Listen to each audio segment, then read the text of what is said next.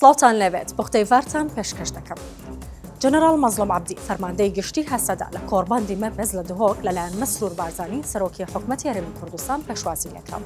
بەشداری پانێڵ و دیدارەکانی کۆڕباندەکەی کرد.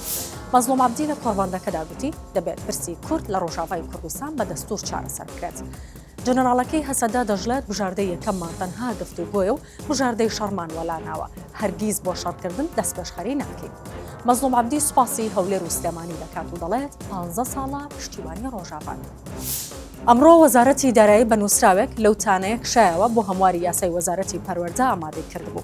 پێشتر پەرلەمانی عێراق هەمواری یاساکەی کردبووە و بڕیاریدا دەرماڵەی پیشەی لە 150,000ەوە بۆ 300,000 زیاد بکرێت.